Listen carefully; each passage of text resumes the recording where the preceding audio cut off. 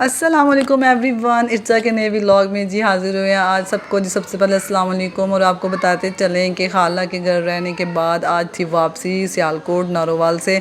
सो खाला ने बहुत सारी चीज़ें शॉपर में पैक करके दी और जी हमें बिठाया ऑटो पे बैठने के बाद हम अपने रास्ते की तरफ चल दिए। सो हमारे जहन में था कि आज क्यों ना ट्रेन को ट्राई किया जाए, क्योंकि इर्तज़ा ने पहले ट्रेन का सफ़र नहीं किया तो उसका आज ये फ़र्स्ट सफ़र था। और उसने मेरे एक बार कहने पर उसने जो था जी आर्ग्यू किया कि मैंने ट्रेन पे ही जाना है। सो जी हम स्टेशन पर पहुंच चुके। स्टेशन पर पहुंचने के बाद इर्ज़ा को लगी भूख। इर्ज़ा अपनी चीज़ें खाने में मसरूफ़ था और मैं बैठकर देख रही थी स्टेशन का अंदरूनी हिस्सा। सो मैंने डिसाइड किया कि टिकट जो है वो ले ली जाए। तो मैं उठी और मैंने अपनी टिकट ली, क्योंकि मैं ही थी तो मेरे साथ इर्तज़ा था, तो हमने एक ही टिकट ली। टिकट लेने लगे तो इर्तज़ा को प्यास लगे जी, वो पानी पी रहा और मुझे पता चला कि ट्रेन जो थी वो थी लेट। सो जी टाइम गुजारना आपको पता है बहुत मुश्किल होता है और ऊपर से थी गर्मी। खैर सब पैसेंजर्स के साथ हम भी बैठ के वेट कर रहे थे। बाहर को आए मज़ीद ट्रेन की लाइन के पास, तो वहाँ पर गर्मा गर्म पकौड़े बन रहे थे और इर्तज़ा ने ज़िद की, मैंने उसको पकौड़े लेकर दिए, साथ ली पानी की बोतल। ये देखें वेट करते करते जी शाम का टाइम करीब करीब हो गया और हम बैठ के वेट कर रहे थे। जैसे ही हम वेट कर रहे थे तो अचानक इर्तज़ा के जी देख ले नाचने की और ख़ुशी से आवाज़ें लगाने की जो है आवाज़ आई मुझे कि मम्मा ट्रेन आ गई है। और उधर से ट्रेन जो थी वो अपनी रफ़्तार से भागी आ रही थी। बहुत ज़्यादा वेट करने के बाद जी फाइनली ट्रेन आ चुकी थी।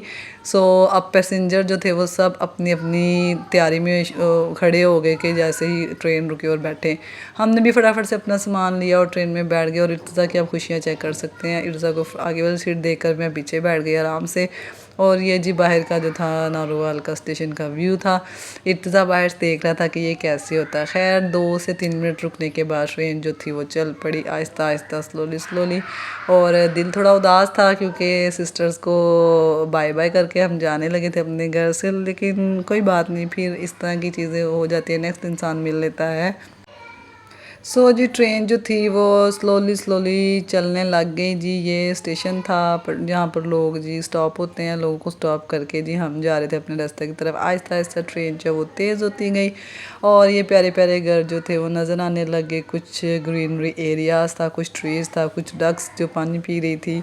और मोहम्मद जो था वो देख रहा था कि ये क्या हो रहा है। सो अल्लाह का नाम लेकर मैंने सफ़र की दुआ पढ़ी और इर्तज़ा को दुआ पढ़ाई और जी हम बैठ के जी गाड़ी में सफ़र जो था वो ऑन द वे था। शाम हो चुकी थी जी, ठीक 9 बजे का टाइम था और फाइनली जी हम अपने स्टेशन की तरफ पहुंच चुके थे।